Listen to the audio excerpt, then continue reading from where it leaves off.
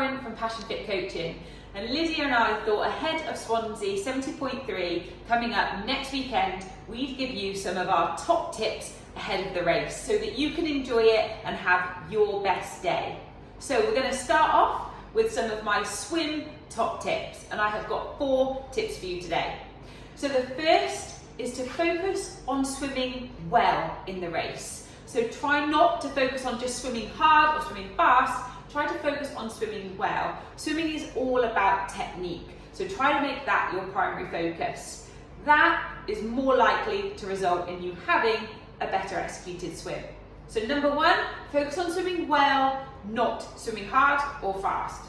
Number 2, you don't have to shoot off 100 miles an hour in the first 30 seconds or minute of the race. Now some around you may do, but you can ignore them and focus on your own race. That isn't necessary for everyone to do, and it could cause you to get very out of breath, spike your heart rate, which may be more difficult for you to then settle down and focus on executing your swim well. So ignore those people doing that around you, you don't have to. Number 3 is practice your sighting. So don't leave it until race day to work out how to sight the buoys. Try and practice some of your sighting in the pool prior to race day.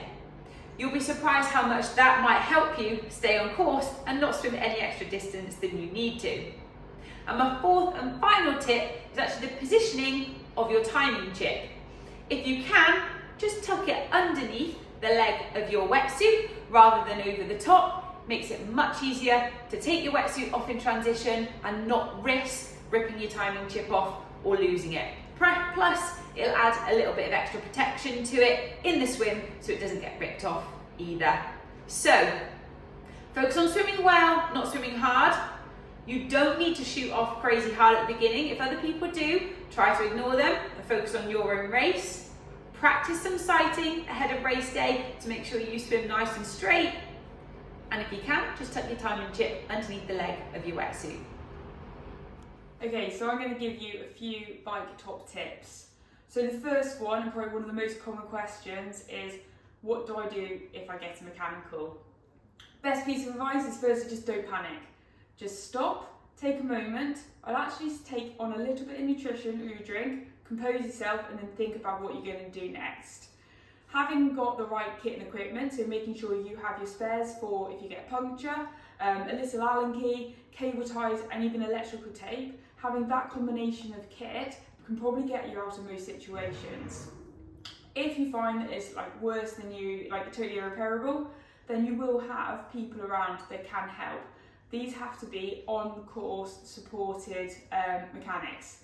You'll have marshals on motorbikes. I just flag them down, give them a wave, and just say, look, I just need help, can you get me one of the on-course mechanics?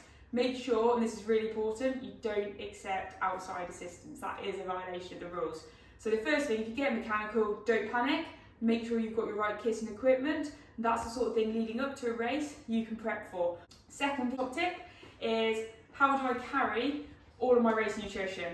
So there's loads of different ways you can do this. You might see people have little top tube storage bags. You've got obviously your bottles as well. And factored into this question, one of the things I think about is, are you going to use the on-course nutrition? Have a little check of the athlete guide and make sure you know what nutrition options there are, as this can impact what you then do carry on your bike. So for example, in quite a lot of the races, the energy drinks they provide are purely electrolyte powders. Check the athlete guide, often they don't contain carbohydrates, and let's face it, we're going to want to get through a lot of carbs on those days. One of my little top tips for carrying nutrition to make it a little bit easier is to actually decant a load of gels into one of your drinks bottles. Dilute it with a little bit of water. I mean, nowadays you can get gels that are 50 grams of carb each. Put 10 of them in, that's a massive amount of carbohydrate in there. It just means you can free up top tube storage, so you're not having to carry gels in there, so you can keep the all-important emergency Snickers in there, just in case you need that morale boost. My last bike top tip, and this is a really Swansea specific one, how to pace the hills. There's going to be lots of these. I've looked at the elevation profile and it looks pretty tasty yet again. My best piece of advice is to start them off easier than you think you should. Slowly build into it and really tune into your RPE. Don't try and hit them, don't try and spike, don't try and fight the hills. Just gradually build yourself into them. You're definitely going to be grateful for having a little bit more in the tank at the top, then getting into the first half of it and thinking, my legs are absolutely shot right now. So be patient with them, don't launch yourself into them, and relish getting to the top and feeling like you've nailed that pacing. Okay, so a few run top tips. It's really hard to work out how to pace a 70.3 run. My first bit of advice is don't go off too hard. Really think about settling in, finding flow, finding a rhythm. And also, starting off just feeling relaxed. You can carry a lot of tension. So literally, I have a little mantra in my head. I kind of go head, shoulders, knees and toes and imagine myself being really, really smooth and just looking as composed as I can on the run, even though inside you are fighting like mad because it really hurts at that point. So just think about how you pace it. You obviously don't want to get to the point you blow up, but equally you want to make sure you're kind of finding that balance with getting to that line and thinking, do you know what? I gave that everything I had out there. Second question, socks or no socks? I always go for socks. I chuck a load of talcum powder in them as well, just to make sure I'm going to reduce any potential for blisters. For the probably 20 seconds, if that, it takes to put a pair of socks on, 100% worth it. Don't go trying anything new on race day. Make sure you're used to the pair of trainers you're going to use, you've trained in them, used to the trainer and sock combo as well, as that could save you the world of pain with blisters, lost toenails, like everything under the sun. So yeah, be really confident in your equipment choices for the run, and just try and relax, pace it well, and just enjoy it. Okay, and my final top tips are about how to set yourself up to just simply enjoy the day as best as you can. And that firstly starts with your taper week. Now, in the last week, I would suggest you're better off doing one training session too few than one training session too many. The worst thing that you can do now after all your hard work is rock up on the start line a little bit too tired. So don't panic train, trust the process, and make sure you start the race as fresh as you can be. That's going to set you up to have the best day that you can. The second is make sure you have a nice, clear fueling strategy for the day. Again, I see way too many athletes underfuel, and that's far more common than overfueling. So when you're fueling through the day, don't wait to feel like you need your next bit of fuel, your next bit of nutrition, your next gel. Take it before you feel like you need it. As soon as you start to feel your energy having a lull, it's too late. You're going to have a lull before your next gel kicks in. So try to stay on top of your fuel and don't wait till you feel like you need it. Have a clear strategy to follow. And hopefully that might be something that you can go through with and put together with your coach. The third is remember, this is your day and you have every right to be there as much as anybody else out there on the course.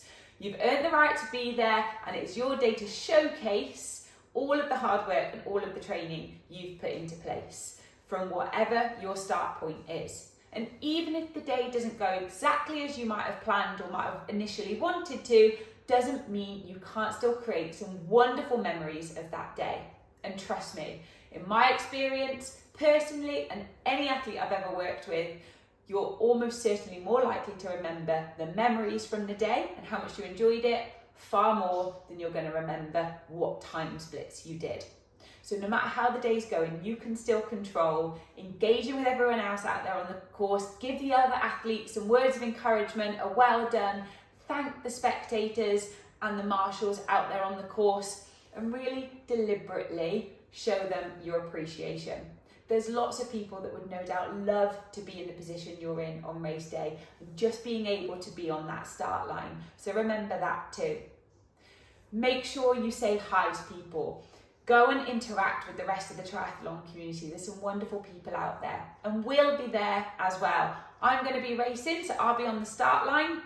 And if you see me out there on the course, I'd love you to say hi and give me a high five. There's going to be lots of other passion fit athletes out there on the course and spectating. So absolutely, come and introduce yourself, come and say hi. And if we can give you any more top tips on the day, we'd love to do that. So you've got much more control than you think to have a wonderful day. Follow those top tips and all the other top tips we've given you, and put them into practice. And we can't wait to hear from you. We can't wait to see you out there on the course.